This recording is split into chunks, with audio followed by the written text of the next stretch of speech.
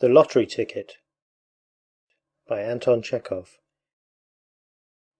Recording by Andrew Macbeth.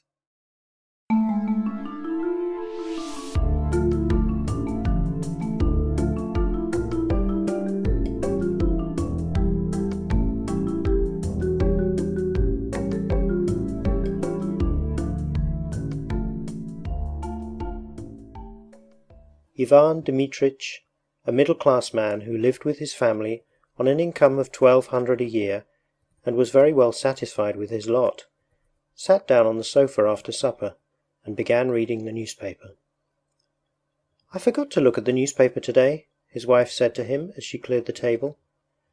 "Look and see whether the list of drawings is there." "Yes, it is," said Ivan Dmitritch. "But hasn't your ticket lapsed?" "No, I took the interest on Tuesday." "What is the number?" "Series 9, 499, number 26. "All right, we will look. 9, 499, and 26. Ivan Dmitritch had no faith in lottery luck, and would not, as a rule, have consented to look at the lists of winning numbers, but now, as he had nothing else to do, and as the newspaper was before his eyes, he passed his finger downwards along the column of numbers. And immediately, as though in mockery of his scepticism, no further than the second line from the top, his eye was caught by the figure 9499. Unable to believe his eyes, he hurriedly dropped the paper on his knees without looking to see the number of the ticket, and, just as though someone had given him a douche of cold water, he felt an agreeable chill in the pit of his stomach, tingling and terrible and sweet. "Masha, 9499 is there," he said in a hollow voice. His wife looked at his astonished and panic-stricken face, and realized that he was not joking. 9499? she asked, turning pale and dropping the folded tablecloth on the table. Yes, it really is there." "And the number of the ticket?" "Oh yes, there's the number of the ticket too. But stay, wait! No, I say. Anyway, the number of our series is there. Anyway, you understand." Looking at his wife, Ivan Dmitritch gave a broad, senseless smile, like a baby when a bright object is shown it. His wife smiled too. It was as pleasant to her as to him that he only mentioned the series, and did not try to find out the number of the winning ticket. To torment and tantalize oneself with hopes of possible fortune is so sweet, so thrilling.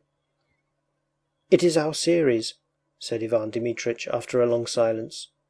"So there is a probability that we have won. It's only a probability, but there it is." "Well, now look." "Wait a little. We have plenty of time to be disappointed. It's on the second line from the top, so the prize is 75,000. That's not money, but power, capital. And in a minute I shall look at the list, and there, 26, eh? I say, what if we really have won?" The husband and wife began laughing and staring at one another in silence. The possibility of winning bewildered them. They could not have said, could not have dreamed, what they both needed that 75,000 for, what they would buy, where they would go. They thought only of the figures 9499 and 75,000, and pictured them in their imagination, while somehow they could not think of the happiness itself which was so possible.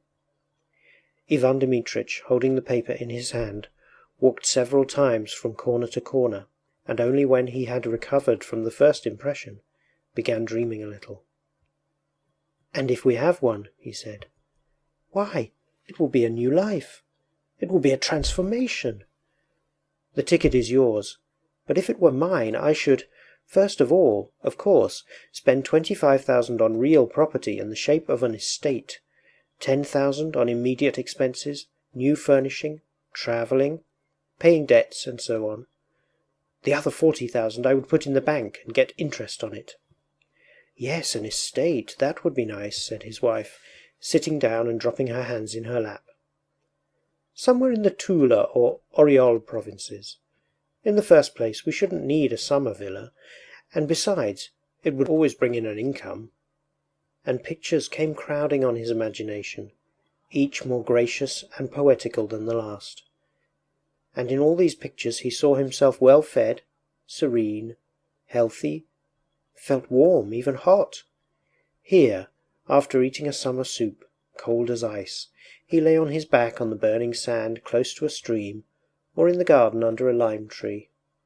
It is hot. His little boy and girl are crawling about near him, digging in the sand or catching ladybirds in the grass. He dozes sweetly, thinking of nothing, and feeling all over that he need not go to the office today, tomorrow, or the day after.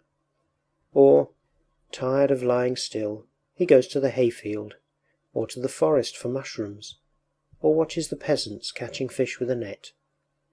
When the sun sets, he takes a towel and soap and saunters to the bathing shed, where he undresses at his leisure, slowly rubs his bare chest with his hands, and goes into the water. And in the water, near the opaque, soapy circles, little fish flit to and fro, and green water weeds nod their heads. After bathing, there is tea with cream and milk rolls. In the evening, a walk or vint with the neighbours. Yes, it would be nice to buy an estate, said his wife, also dreaming. And from her face it was evident that she was enchanted by her thoughts.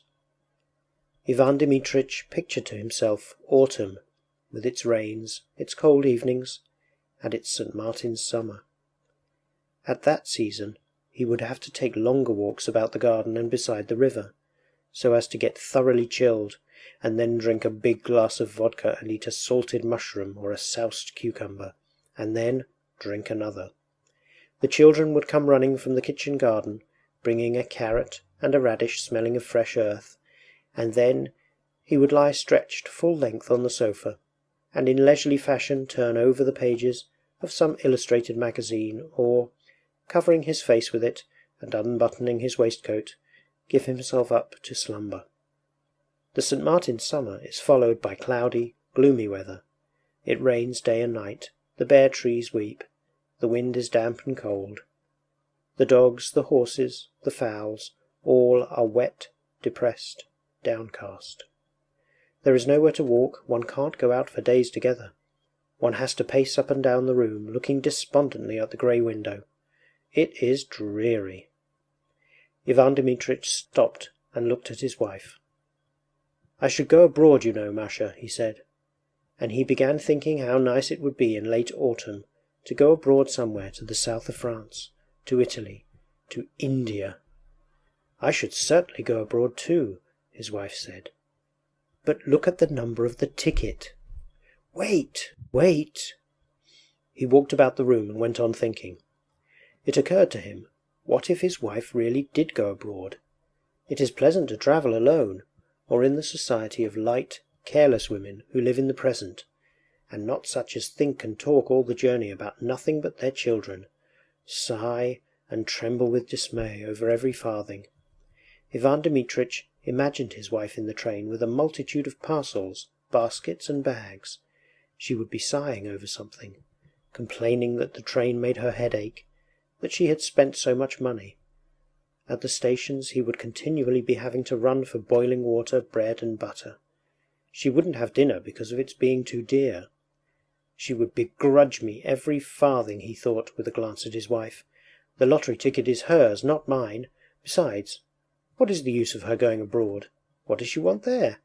She would shut herself up in the hotel and not let me out of her sight, I know. And for the first time in his life his mind dwelt on the fact that his wife had grown elderly and plain, and that she was saturated through and through with the smell of cooking, while he was still young, fresh, and healthy, and might well have got married again. Of course, all that is silly nonsense, he thought, but why should she go abroad? What would she make of it? And yet she would go, of course, I can fancy. In reality it is all one to her, whether it is Naples or Klin. She would only be in my way. I should be dependent upon her. I can fancy how, like a regular woman, she will lock the money up as soon as she gets it. She will hide it from me. She will look after her relations and grudge me every farthing. Ivan Dmitritch thought of her relations.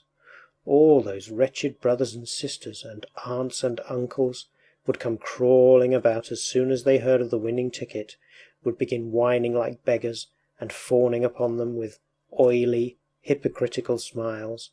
Wretched, detestable people! If they were given anything, they would ask for more, while if they were refused, they would swear at them, slander them, and wish them every kind of misfortune. Ivan Dmitritch remembered his own relations, and their faces, at which he had looked impartially in the past, struck him now as repulsive and hateful. They are such reptiles, he thought. And his wife's face, too, struck him as repulsive and hateful. Anger surged up in his heart against her, and he thought malignantly, "She knows nothing about money, and so she is stingy. If she won it, she would give me 100 roubles, and put the rest away under lock and key." And he looked at his wife, not with a smile now, but with hatred. She glanced at him too, and also with hatred and anger. She had her own daydreams, her own plans, her own reflections. She understood perfectly well what her husband's dreams were. She knew who would be the first to try and grab her winnings. "It's very nice making daydreams at other people's expense," is what her eyes expressed. "No, don't you dare!" Her husband understood her look. Hatred began stirring again in his breast, and in order to annoy his wife he glanced quickly, to spite her, at the 4th page, on the newspaper, and read out triumphantly, "Series 9499, number 46, not 26." Hatred and hope both disappeared at once, and it began immediately to seem to Ivan Dmitritch and his wife that their rooms were dark and small and low-pitched, that the supper they had been eating was not doing them good, but lying heavy on their stomachs, that the evenings were long and wearisome. "What the devil's the meaning of it?" said Ivan Dmitritch, beginning to be ill-humoured.